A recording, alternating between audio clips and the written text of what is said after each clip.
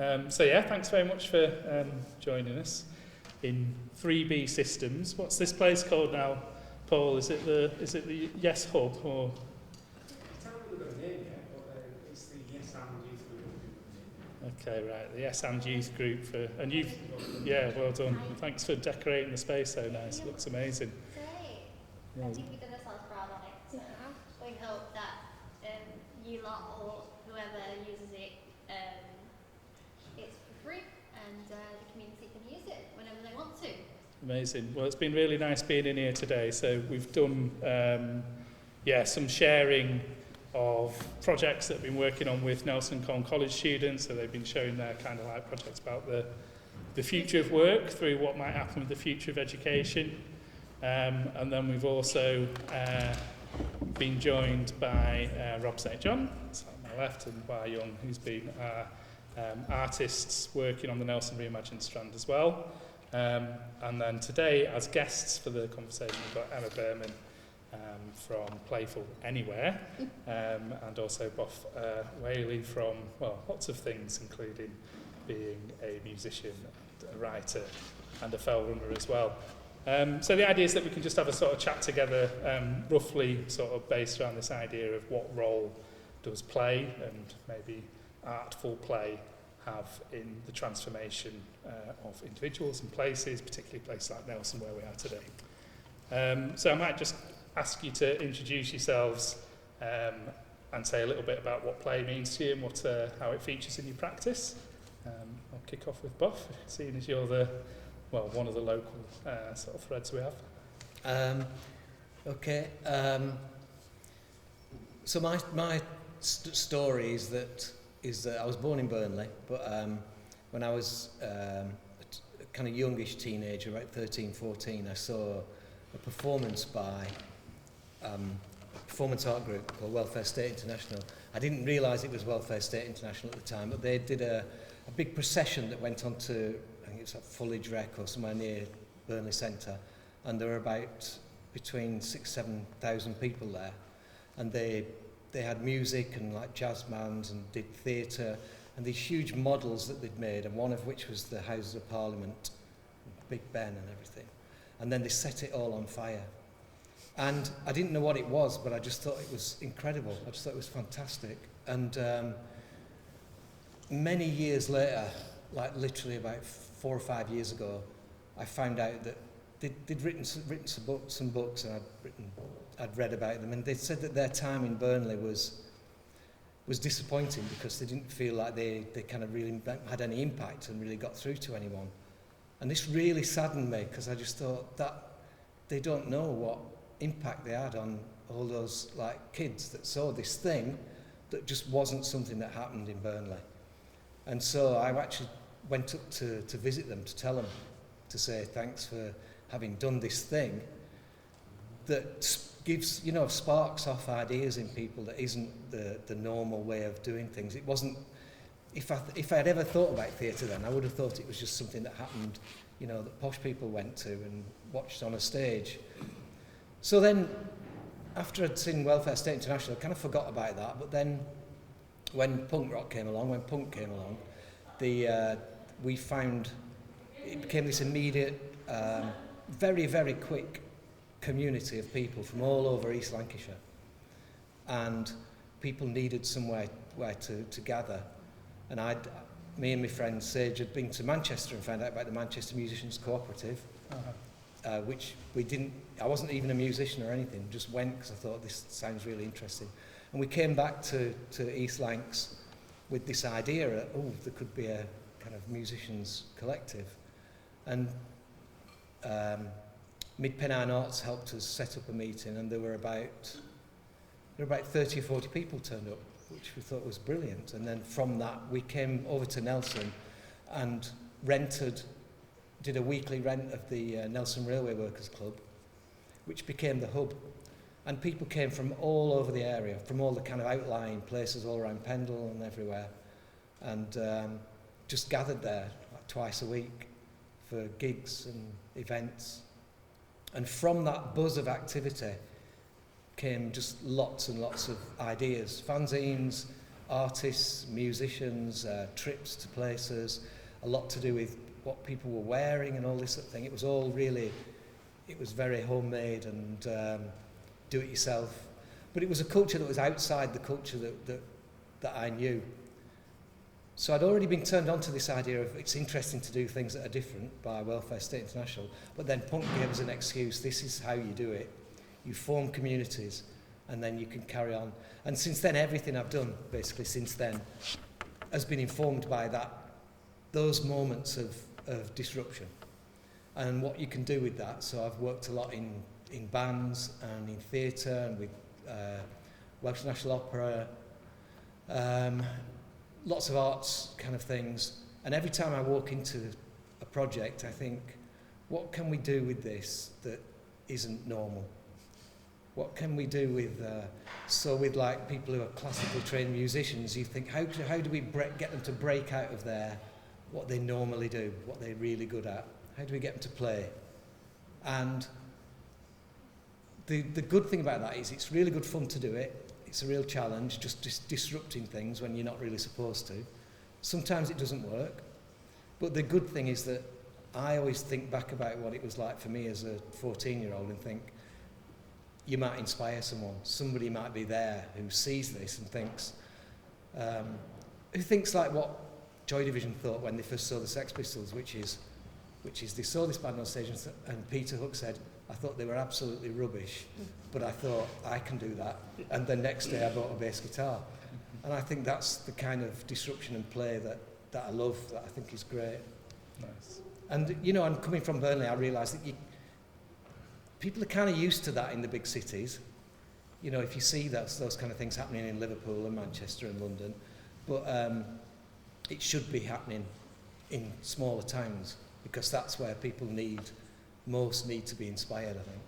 Nice. Okay, that's great, Boff. We'll come back to maybe some of the kind of the techniques and stuff, but yeah, I love that opening definition around sort of play as something that's disrupting something that's not normal, something that shouldn't belong, or it's like a bit of an intervention as well. So I'll sort of pass over to Emma, because maybe you could sort of also introduce yourself, talk about how you use play or what play means to you. And Paul, I'm just going to, would you mind just, because Emma's got a couple of slides actually and images, would you be able to just pop through those? I think it's my laptop that's next to that water bottle. And if you just press the right hand arrow, it will flick through when you want. So over to you, Emma. So this isn't a very linear thing, plus I brought some very small notes here. So play for me, I suppose, is really like personal and political. So I grew up in and out of pubs. My nan was the most amazing pub landlady. She's like a pioneer of pies and created. I was a baby, and my formative experiences were like being dandled on everybody's knees and eating crisps and whiskey. And I think what I really understood from that was it was a place for everybody in the village. And I suppose in some ways that's what I see play as being, is like a place, not necessarily with the alcohol, but a kind of outside the walls. How do we take the spirit of pub, which is a public house, into places and make people feel welcome? And I used to see my nan treat everybody the same, no matter how much they were like spending behind the bar. So you'd have like a person who nursed a shandy for like all night, next to groups of people who were like playing cribbage or dominoes or darts. And when my nan's husband ran off with the barmaid, it made the news. I think it was the Daily Mirror or the Sun, because it was the local place where Prince Charles did his hunt. And so it became this total scandal. My nan used to cry herself to sleep at night, and I would listen to that, plus the sound of the darts. And I'd hear all this cacophony of like love, pain, everything in this place of the pub. And so cacophony for me is like a major part of what I'm seeking personally when I'm creating space for play. It's like a kind of harmonious, everything's as it should be. So it's not about not having conflict or disruption. Actually, it's saying all of those things can coexist in a space, and we're going to work some stuff out together. But you're loved, and I think that's what the essence of a really good pub does. It makes you feel like it's familiar. There are rituals. There are things that you're wanted there. And I think our public spaces have become so alienating to people. We don't think of them necessarily as public spaces, and quite often they're privatised spaces. And so the ability to create that kind of environment, we lament, I think, is no longer there for a great many of us. So I think on your last talk you talked about absences. And so I suppose I kind of like see the absences as full of potential. So like grot spots, the sort of places which look like nothing much is ever going to happen. So if you just, the pictures are just a sort of like show really. And I feel we're consumers, we're very consumerist in society. And so when people first put a piece of chalk on the floor, usually it's children who'll do it first, it sort of gives license and permission to other people to do it. So you just need like one or two people to ultimately like change the feeling of a place, to legitimise us doing something on our own land. And once you start doing it, it's like infectious. And so as a people pleaser, which I am, and I'm quite happy to say I'm a people pleaser, it gives me enormous joy to be able to step back and observe this beautiful happening, which I don't know what's going to emerge, and that's also part of the joy for me, is like what's going to happen. And so I suppose like Joni Mitchell, Big Yellow Taxi, you know, doesn't always seem to go that we don't know what we've got till we've gone. And public space is one of those things that's constantly encroached upon, but this is where we see all manner of life. We don't have to go into buildings, we can see it right in front of us. So, you know, it is deeply political. I'm a woman in a hard-edged capitalist society trying to make space for me and others. It's feminist, because the built environment is very much about infrastructure and capital, and it's not about moments of bubbles and chalk and ephemeral things. It's about hard wire, you know, it's hard, it's brutal. So I suppose for my own play, it's disrupting that. It's basically being able to say, I'm a woman, I don't actually know what I'm doing most of the time, but I'm going to have a go. Yeah, Hwa Young, do you need to... And so the pictures really just illustrate lots of things we've done all over the place, with that as my driving force and finding others along the way, really. Okay, thanks, Emma. That's also a really nice definition of, play as a sort of space of inclusivity and kind of where different people come together. I love this idea of sort of harmony and resonance and cacophony and like how And that also all can all come making together. as well, so I think it's really trying to say we're makers and producers, and we don't have to be passive consumers. Yeah. So being able to lie down and draw and make your mark, or to have moments of everyday magic in places which have been written off as shitholes. Yeah. Sorry, I should probably have said that. You know, doing things that we're not expected to do. Yeah. It's all of that. So I think we'll come back and I might ask you a little bit more about how that actually sort of plays out for you, as well as Boff as well, but just whilst we're doing the introductions. So I'm going to ask Rob to say who he is, and for people that have watched the first episode of this, you and Hwa Young, you might be repeating a little bit, but what's your relationship to play and Nelson, I suppose? Yeah, hi folks, I'm Rob. I'm an artist and a musician, originally from East Lancs, but in Lancaster now. And since the start of the year, I've been working on a project commissioned through the This Is Nelson Reimagined project called Nelson Overheard. And what we've been doing is working with people in the town, around the town, to kind of think about listening together and to think about sound recording together. Some of that's taken place in the middle of the town, some of it's taken place up on the top of Pendle. You know, all sorts of different groups, different ages, people with additional needs, but fundamentally focusing on this kind of shared thing of listening, of holding space, of creating space together, that can be very playful, can also be very serious and deep, and kind of often flips between those two things on a dime sometimes. So running a lot of sound recording workshops, taking people out with microphones, saying, hey, what actually happens when we stop, when we listen to the world, we listen to each other, and just have a moment of attention and slowness. And it's been a really rewarding and brilliant project. So thanks for commissioning it. Cheers. You know, we can again maybe talk a bit more about the reflections on it, because Rob's made a very nice podcast on sort of what he's doing. Hwa Young's been the artist that's also been working in the same sort of timeline in the town. But yeah, maybe you can say who you are and how play features in your practice, and talk a bit about the process here. Right. My name is Hwa Young. I've been trying to create a first play respond unit for Nelson And I explain it by saying it's like the volunteer fire service, but for play. So I wanted to try to get across the idea that play is an essential skill, that should be there as a resource for the town. And I think the way play features in my work, it's sort of, even though I don't like it, to think of play in this way, I go about it from a tactical approach to getting across ideas, because I'm interested in systems and social systems and how to unmake them. And it's a very boring topic matter for lots of people, even though I find it fascinating. And because I deal with lots of social issues, primarily criminal justice, it's really serious, and like everyone around the table thinking about it are very serious because it's a very heavy topic matter.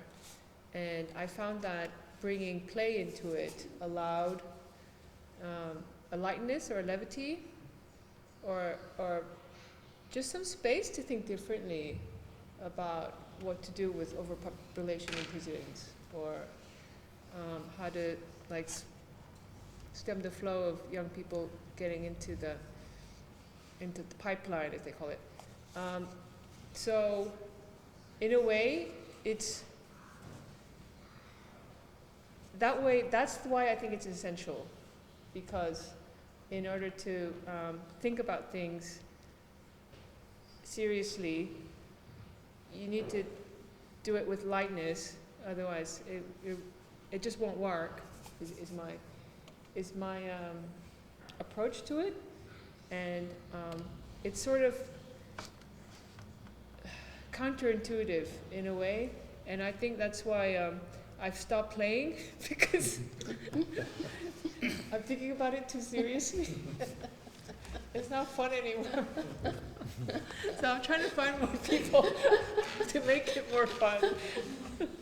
So once you understand the kind of like the impact, the serious impact that play can have, it can stop being played. You need to find other people that are like in that that sort of that Well, I want to lessen stage. the burden. Yes. Collective response to it. I like that idea. But I mean, it feels like I guess we're all on the same page there, then, aren't we? About the sort of the serious impact that play can have and taking play seriously. But as you say, it can create a bit of a bind where you've almost got to go in knowing that there's no consequence, but there could be, or maybe it's an unknown consequence.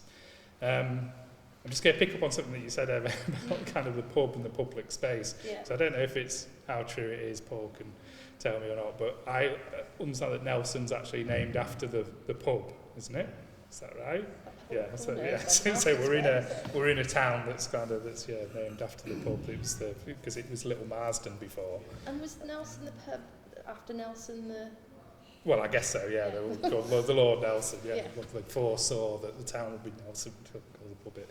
But yeah, so anyway, it's just like to think about, that role of public space is quite interesting. And I wanted to go, maybe could you talk a little bit more about some sort of specific places that you've worked in and what you've done in those places? Because, you mentioned the kind of shithole towns, but we'll say that we're quoting Trump on that. Yes. But the places that have a little less people kind of can like call their own place a yes, shithole, but other people can't, basically. So exactly, who says it that matters. Yeah. So, but I mean, I guess the post-industrial sort of town condition often, that's the mainstream knowledge of those places. But you found that those are good places to do this type of work and to find play. It's what you're saying as well. It's like sometimes you kind of think, oh my God, I'm going to get so bored. I'm like a broken record. And so disrupting yourself as well is pretty important, because otherwise you'll communicate boredom to people. But the whole, if I think there's a lot of people here united by the fact we did stuff in Armley, and Armley was, when I first sort of started, Google was starting to do its thing in Armley, and it said it was one of number one shit towns, really, the places to live. I think it's got a similar population, actually, to Nelson as well, about 27, 28,000 Just people. for people that might not know, Armley's like a little suburb of Leeds, so it's within the district, but it's just outside the city centre. And so it was a place that I think people didn't really expect a huge amount of fun stuff to happen in. And yeah, I can't even trace back to what happened there, but there were so many people that we met through being playful and daft and mischievous, and so we did a street party called Jam at the Back Passage, based on the fact that we wanted to get our furniture outside the house. And it was a really hot summer, and we got to know our neighbours, and then we realised our neighbours were musicians and they could make bunting, and we started thinking about, like, oh, there are amazing people in Artley, why don't we have a party? And so we knocked on all the doors around and just made up some lines. In fact, we made some postcards which made up complete bullshit about people's, like, how many cats lived on the street and who could make cakes and da-da-da. And then we had this amazing party, which I do believe you might have been at. What, Jam at the Back Passage? Yeah, Jam at Yes. the Back Passage. Yeah. Yeah, were you there? No, not many people can remember it. So off the back of it was amazing. About 300 people came, I think, and then a baby was conceived, and, you know, some amazing outcomes, let's say. And it was back in the day of 2005 when there wasn't, you know, the ability to burn 200 CDs to show everybody the pictures that were taken that were on Flickr. We set up a blog site and called it the Army Tourist Board, which was like fun, ultimately. And I was the Lady Mayoress because I hated tidying up at the end, so I got this name that was a lazy cow, basically, which is true. I'm good at the beginnings. And so this whole thing started like this, oh, how do we reimagine our places and have fun with identity and not take it all so seriously? And it kind of, to my mind, felt like we were part of a bigger picture as well. There was West Leeds Festival, there was the fact that the Chumbas lived nearby, and, you know, it was all this sense of discovery we were having about our own place. So whilst though that's not in those pictures, this whole coming here made me think about it, because I was thinking, oh, I know some of the people here. So the kind of sense that people project your place to be rubbish and people think places are rubbish is not true, because people are full of, like, amazing stories and amazing things they do, and that party just proved to us, and then many other parties and events, kind of that we're actually really rich as a place, and you just need, like, glue, like social glue, to kind of bring us together and just not take it far too seriously. And I think that's where I feel my own practice gets into trouble. In fact, I'm like a little bit like slicker and a little bit like polished, and I'm going after bigger commissions, and I've forgotten how to just do the daft stuff and not care about it too much. So if I could disrupt myself, it would be to go, oh, it doesn't matter, it doesn't have to look great. Not that it does look great, by the way, but I don't have to pursue perfection for this. Yeah, that's an interesting sort of way of kind of freeing yourself up and sort of being relaxed about play, which maybe people don't think about in terms of, or apply the same standards to work, but obviously... You just end up, it becomes work if you're lucky. Yes, yeah. And then it becomes the thing that you do. Sure, yeah. We'll come back then to that and how that worked. But yeah, just this chat about sort of void spaces and spaces to do things in places where they're not expected. And Boff was talking about that, and was it the Railman Club, did you say, Nelson? Were there spaces that just, turning back the time a little bit, and so is there a legacy of that in Nelson, of kind of like of free spaces? What were the spaces that you found and were using them? No, I don't think so. I mean, it got pulled down ages ago, but I think the legacy of that was so we did a thing that was part of the Pendle Radicals, where we kind of looked back at that time and kind of went round and talked to people, and it shouldn't have been surprising, but it was surprising how of all this kind of maybe a couple of hundred people that were involved in all that thing that was going on then in like the late 1970s, how many of those people went on to have work and lives and careers that are in socially responsible jobs, where they were looking after people or serving people or being part of a, as opposed to jobs which were, let's see how well I can do in my career and how much money I can make. And I think that idea of social responsibility grows out of people forming communities themselves, rather than being told, here's a ready-made community for you, like a school.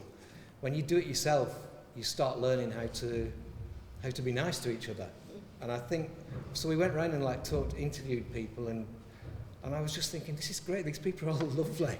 They're all now in their 50s, but they're just kind people who've spent their lives as, working in the NHS or, working in welfare things and social housing and all that sort of thing.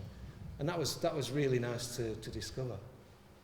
I mean, I found, to sort of put a different hat on as an artist working around in Nelson, well, and places like it, I do feel like there's a very specific thing happening here, but, it reminds me of other northern towns I worked in that, obviously there is that history of mutual aid and kind of like, especially Nelson, as we talked with Keir at your talk, a lot of the Independent Labour Party starting here and the kind of suffragettes and kind of like a lot of, very interesting radical histories that come together from people just having to help each other out. Yeah. And that's in those spaces where, if the state isn't going to do that, then you do it yourself, don't you?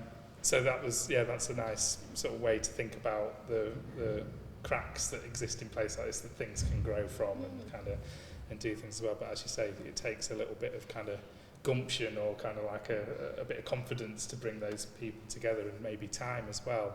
So that maybe the sort of challenges associated with sort of trying to do that, especially in the time maybe that you're specifically relating to in the 80s, I'm guessing, in kind of like... But that's kind of what all this stuff is anyway, isn't it? It's like creating spaces and opportunities and places where people can suddenly be doing things that they wouldn't just normally be doing, and having to see their town in a slightly different way and thinking you don't have to do things the way that we just expect them to be. You walk into a building and you think, well, who's done all this? Wow, this is great. Yeah. She's there. But you just think, okay, well, it's either a really nice, lovely space on the top floor of an old school or church or whatever, or it's a transformed space that someone's put a lot of, as you said, gumption into it, and you think, I can do that. Yes. And for you, Hwa Young, I guess kind of trying to, the invitation for your project was to sort of put that out as a call and see kind of who might respond to it, and kind of, have you found, what's the sort of learning or kind of reflections on that process here? Because I think, as we've said, it's quite challenging times to be doing those types of projects in there, isn't it? I think the positive thing about Nelson is that there's so much community already existing, and it's really a testament to In-Situ and building bridges that you have such a network of people who are quite generous. I think what I'm trying to propose is a little bit outside the norm of usual community activities like gardening, food, hiking, sports. So I don't think it's okay. So I don't really have that many people who are on board. So this is to preface like why it's not. I don't have a unit behind me. There's one over there. Oh, right, okay, brilliant. I think,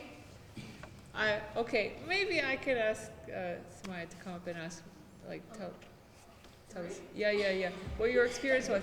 My thing, what you thought of me trying to recruit people to create this play response unit, and why, personally, I think there's still ways to go. What attracted you to go to the workshop or the session with Hwa Young? It had the word play in it. So that was a good thing. Yeah, you were kind of like straight into that. Yeah, but also I think coming from a big family myself, playing was a part of my childhood that we all got along. If we weren't playing, then we were just at each other's throats. So it was not, I wanted to experience that again now that I'm older and I'm away from my family. But it was nice. I enjoyed the sessions that we did together. And do you think, so there might be sort of room to, sort of for it to go viral? Definitely room to improve and room to go viral. But I think what she's doing now is perfect. I wouldn't want to go too fast. I think the pace that we're going at is good enough. We're starting to know people. We're starting to understand what they want. We're starting to understand what people want. And I think at this stage, we're at the crucial stage where we're trying to recruit people. Nice. Great. Well, I'm looking forward to, as Boff's explained as well, it's just sometimes it's the little drop in the, in the puddle and the sort of ripple effect, isn't it, of those things that you can't try. But I am interested in sort of just digging a bit deeper into the word play, and maybe why I think as a panel we're all quite happy with it. I mean, Rob, I guess yours is more, like you say, playing with sound, or, we talked about playing with music as well last time. But that it can also have a bit of a sort of connotation of, well, that it's just for kids, which I think has been something that is, maybe we've tried to find ways to overcome and sort of say, well, what does I'm very anti kids. Yeah. as part of the play response unit. Yeah, you wanted it to be, Well, I think they could advise. I think the kids could be advisors. But really, I want to get adults to get on board with the idea that it's an essential skill that needs to be shared. I'm just wondering, so for you, it was like, that's why you came, because it was playing, you understood that, and it had those conversations bringing people together.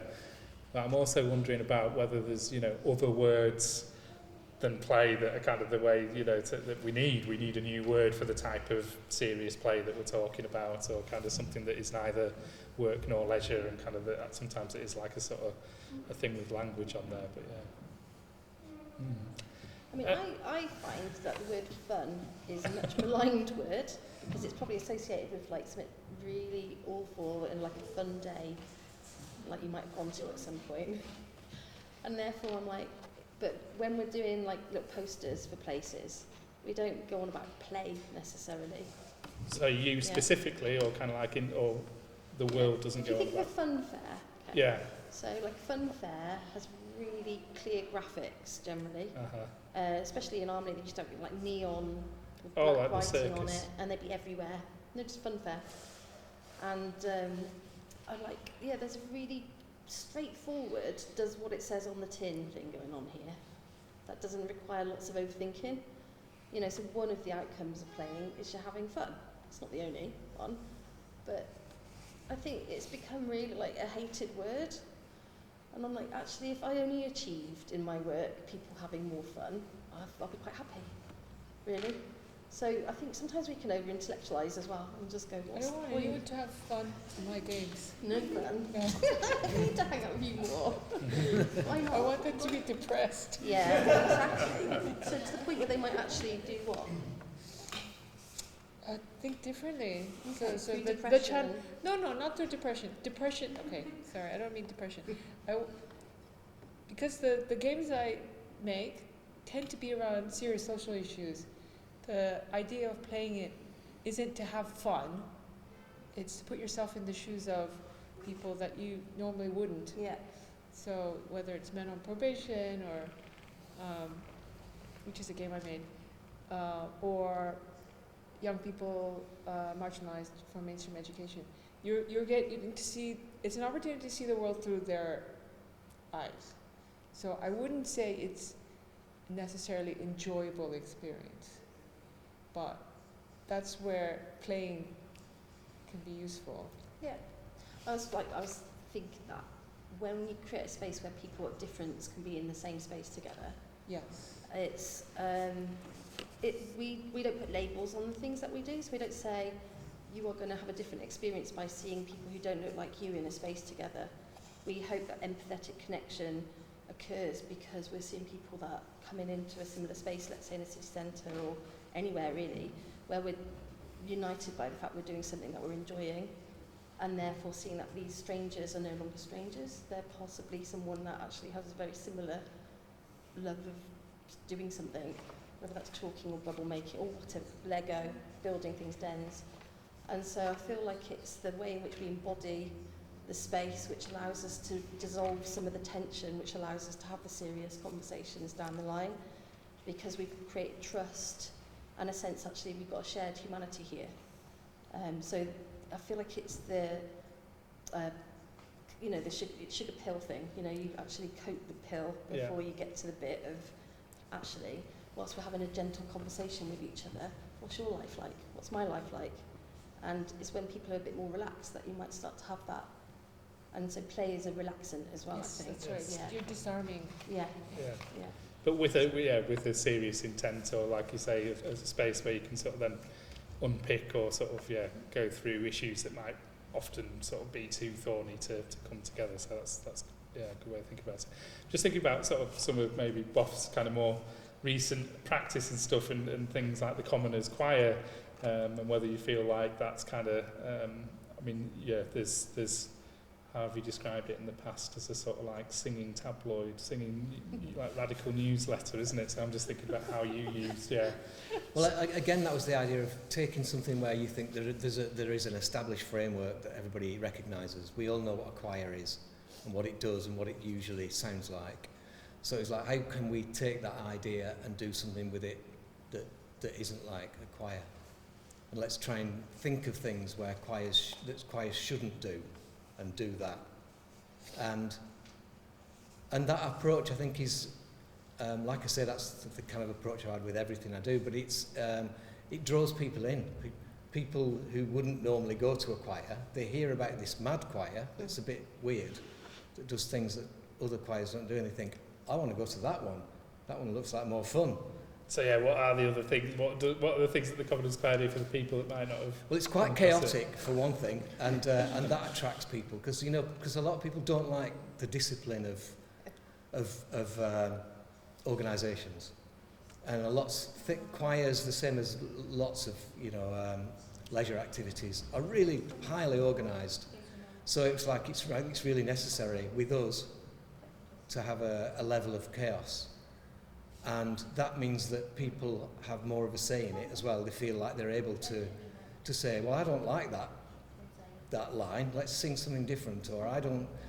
So like this, so we went this year with the two projects we've done this year, we decided to do a concert to commemorate the 40th anniversary of the birth of the Ramones punk band. So we did a concert of Ramones songs with West Yorkshire Symphony Orchestra. So it was all like properly orchestrated and everything. And just because we thought, well, that's a stupid idea, let's do that. And it was great. It was really, really good to do. And the other thing we did is we wanted to celebrate George Orwell writing 1984 on Jura, the Isle of Jura. But it was also the anniversary of the KLF burning £1 million on Jura. So we wrote a song about George Orwell and the KLF basically meeting to have a big fire of ideas. And we went up there, we travelled all the way up to the Scottish Island and sang the song in the building where KLF burnt their £1 million. And it's one of those things where if you're in a pub and you have these mad ideas, and then the following morning you go, oh, that was a stupid idea, wasn't it? But it's really good sometimes to have those mad ideas, and then in the following morning go, well, why don't we just make it happen? Yeah. Let's do it. And I think that's a lot of what play is about, especially serious play. And that's one of the reasons I'm really into fell running, was because I thought running was the Olympics and road races and marathons. And then when I first was introduced to this idea that people run up and down hills getting really muddy and jumping into puddles, I just thought, now that's the kind of running. And it felt outside the framework that I knew, that I recognised. So I mean, yeah, with fell running and Callag, I mean, it's obviously, are you also a fell runner? Yeah, you can tell I'm not, but like, so there's a very deep connection with the landscape there as well, isn't there, in terms of understanding a place, or yeah, for sure. But it's like it's on that kind of slippery slope between like the pointless and the profound that I think quite a lot of quite exciting experiences occur on. Between it is daft what you're doing, and often it's it's very DIY culture and it's very low key, but at the same time it's everything, and you can have these experiences that are huge and so yeah, similar kind of spirit to a lot of the work we're talking about here. Yeah, I'm sort of interested in where, like, certainly like fell running actually, or games and play, and trying to think what's the guy that sort of influenced the situation. This guy Johan Huizinga, is it, who wrote that sort of like the play. So really talking about sort of competition as well, sort of like, and that being like an important element in play. So it's a bit sort of like, oh, actually, I'd like to take out the competitive element. But it becomes a safe place for maybe some of those things to happen. Maybe like Samaya was saying, actually the kind of way that play can be used to bring people together who are normally arguing a lot, but also be a safe space for people to have arguments and kind of transgress things and fall out because, oh, well, we're just doing it in this space, or be competitive in terms of running up a mountain and stuff, so that actually afterwards you might have got that out of your system and sort of work together in a different way. But I'm kind of like, I don't know where maybe sort of this idea of like play becoming a slightly, or fun becoming slightly sort of almost like a dirty word now, or we can't, where like really trying to bring play into this overall regeneration scheme and say, well, no, there's importance for play and things that don't have a sort of fixed outcome or kind of like identified purpose, is to sort of like, try and bring in a kind of like competitive, non-capitalist sort of way of thinking into a space that's already theirs now. So there's loads and loads more that we can sort of talk about. I'm aware that we've got plenty of people with experience as well around, and maybe questions that you've got for each other as well, so maybe we could sort of open it up a little bit in case anyone had any thoughts or reflections or kind of anything that's sort of been mentioned that you'd like to hear a little bit more about. I've got a question for you about, because I'm really interested in this idea of, do you think that the subject that you're trying to bring people's attention to or tackle or whatever, which is presumably climate catastrophe and things it's like not that. Climate. What is it? Oh, for Nelson, it's not climate. Okay. I mean, do you think that some subjects are too serious to play? No. No. Okay. No. I mean, I made a game about what it's like to be on probation. So. Okay. And I'm about to do one about the remand system. So. And but you don't want it, you would not making it fun. Well, I mean, How do you make that fun? No, everyone has their own idea of fun. The Yeah. thing is, so I spent a lot of time with criminologists and people who've been through like prison and criminal. They have the most dark sense of humor I've met for lots of people. So it's a release valve. Right. And so it's just taking it to the logical next step to have that group experience of releasing tension, so that you can think, because nobody wants to put more people in prison. Mm. Well, okay, most people don't want to put more people in prison. But there's so many different people coming at it from different angles. So I think this is the beauty of play, that, like you said, you bring lots of different types of people together in one room to be able to think things through differently. Mm. And as long as there's that willingness to engage with an open mind, I don't think any subject matter is off the table. Mm. I relate to your, we talked about this a little bit earlier, didn't we? Like play as preventative medicine, maybe. So so one of the things I haven't really talked about is the fact I now have 5 shipping containers. Just drop that in. But we do go into places which we're commissioned to go into, which possibly the commissioners have lost hope in being able to do something that either engages the local population, or they know the local population are quite annoyed with them.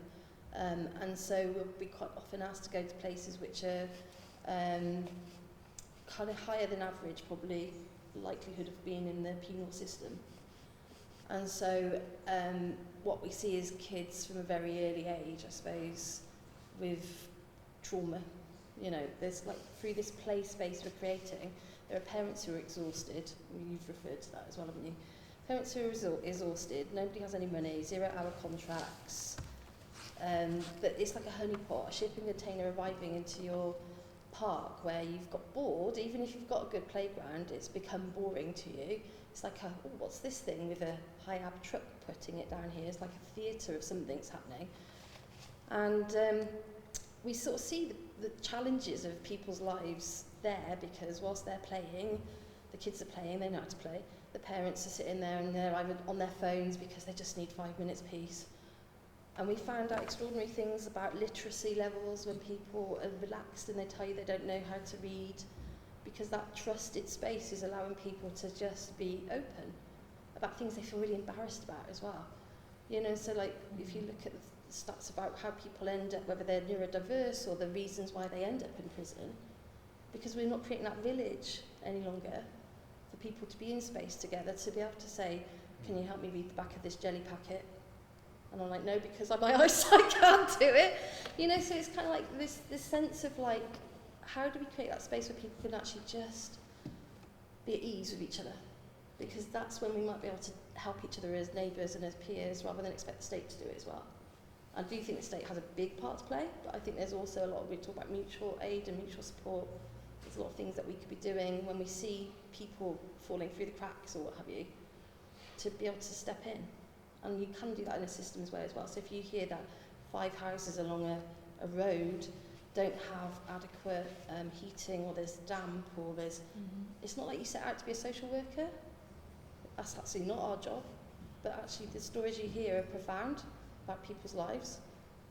And so like, if people could have more of this, then perhaps we could do something better about them not ending up down that end of the... You know, and I suppose that's why I feel zealous about it, because I see the impact of people feeling able to talk to each other. And ultimately that's what I think play allows us to do, really. Your mum was a playlist, wasn't she? Or had a playlist. She's in a playlist, Swansea Valley, building a bus, got loads of toys and everything. And the idea was you drive up the Swansea Valley and allow mums to have an hour to themselves, basically. So like late 1970s.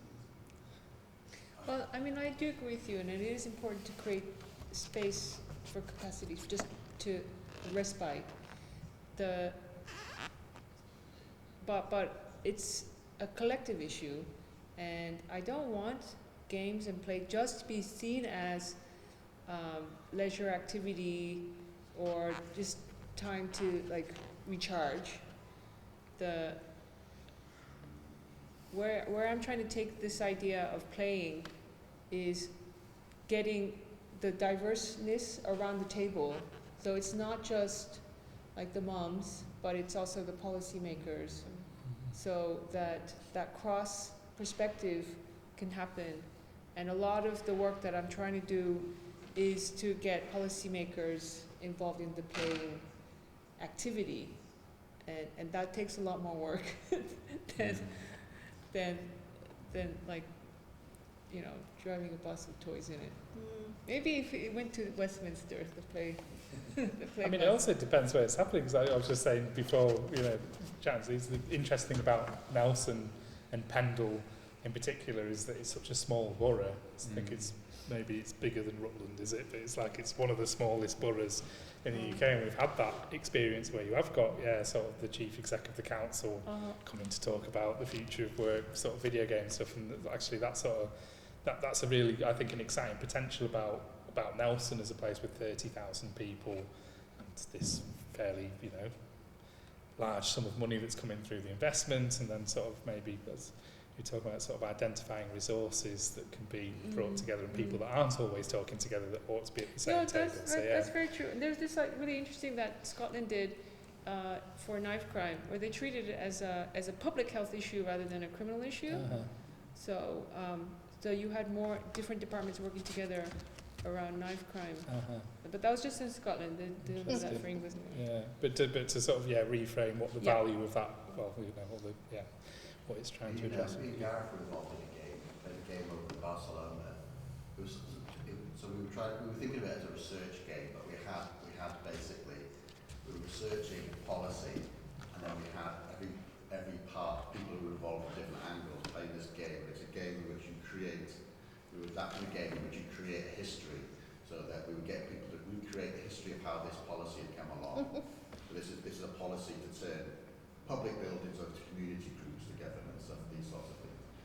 And so we had, so the game is all about the rules, the mechanisms are all about equal participation, basically.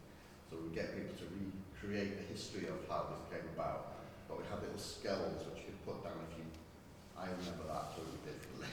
Then we asked contestation skills, and then we asked to project into the future as well, because this is actually a game about creating imaginary futures or you know, futures, all futures are imaginary, aren't they? But futures projected from now. It's really interesting that get people to come at it and like resolve how the history of it through playing the game. but in that particular game, yeah, you had the policymakers sat at the table as well as citizens, or was it just for the policy? Yeah. It was.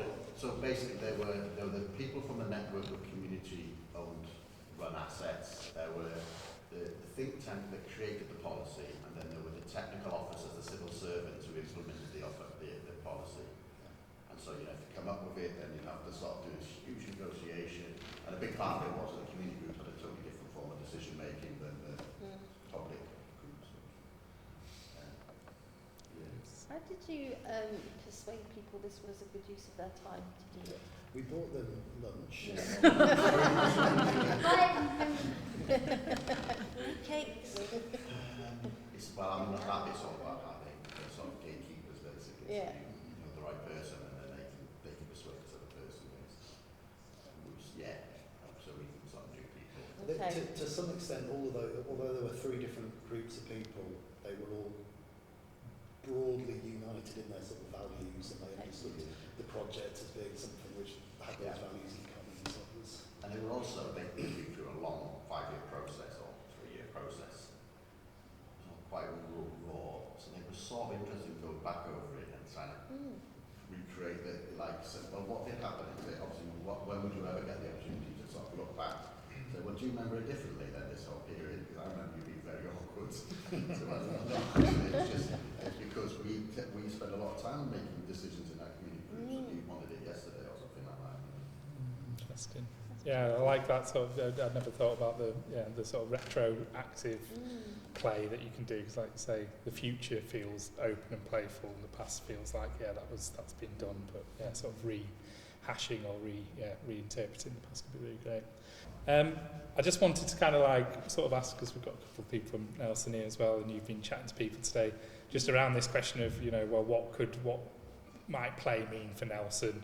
What kind of sort of issues might it sort of help people address, or things that kind of have been brought up? I mean, is there anyone that's kind of thought about kind of what sort of play might do for Nelson, or what kind of the content could be of these things? I'll start with you guys, just because you've kind of been gathering stuff today. What were the burning issues? well, so we just to kind of let people know, we went around for it. We were gathering the sort of content for a role-playing game, knowing that we wouldn't actually have time to play a full game, asking people in the room to sort of contribute things that they thought were going to happen or might happen in Nelson over the next 5 years or so.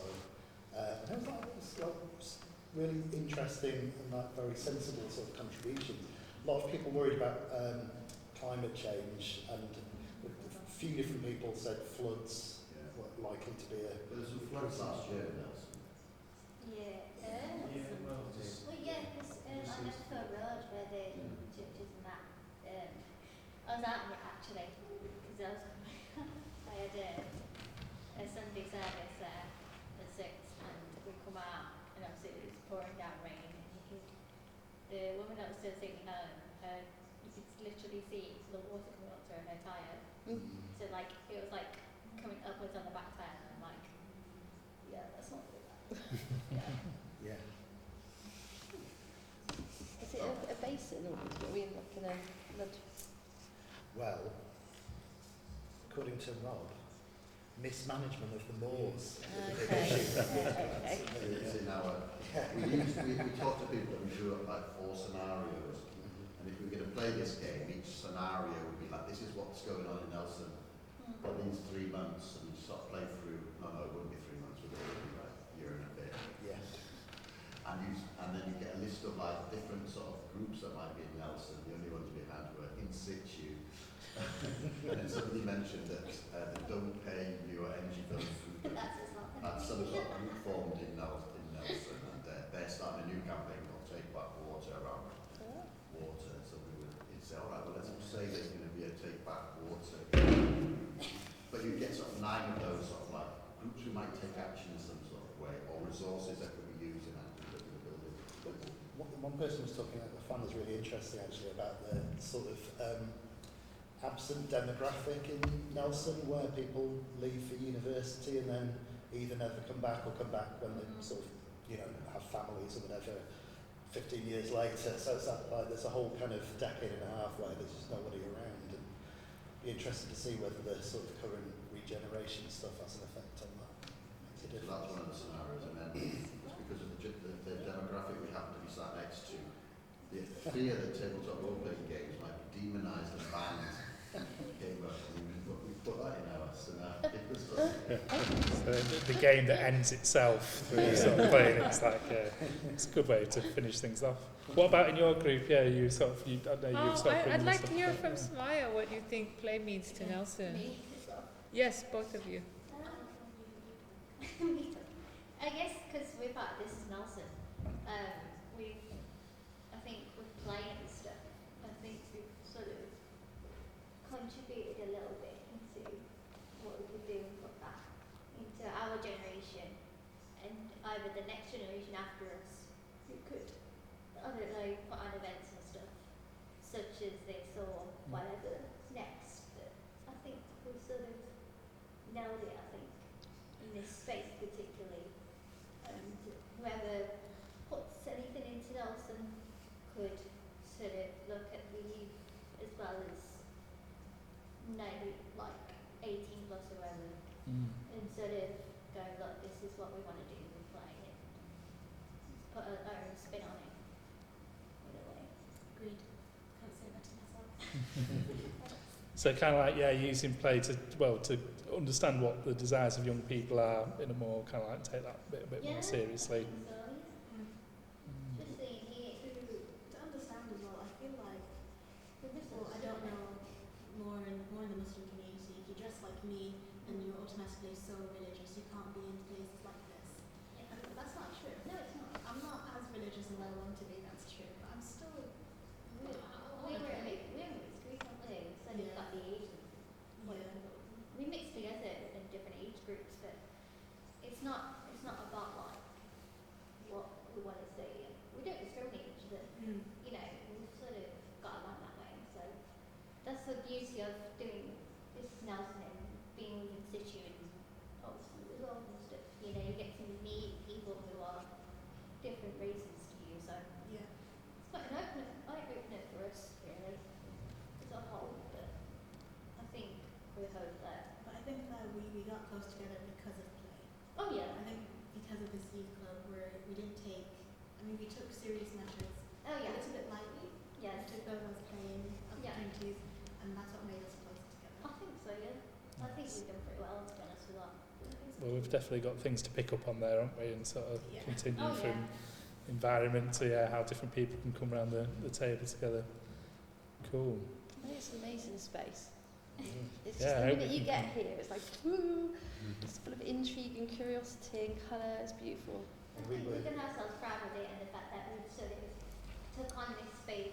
It has been playing back for a bit, for a year, so being in here and doing this bit and then whatever happens next, we can do that ourselves with the help of In-Situ and stuff like that. So Yeah, we've got plenty to sort of carry on and bring in, haven't we, for next year. So yeah, big Yeah. thank you to panellists and actually everyone that's come together today. It's been nice to have a little sort of round table. Thanks to Aaron and Ebony over there as well, because Aaron's the big, cute, well, I would say has done most of the donkey work in that video game that we were playing earlier on. So well done to you and to the rest of the group as well. But yeah, cheers very much for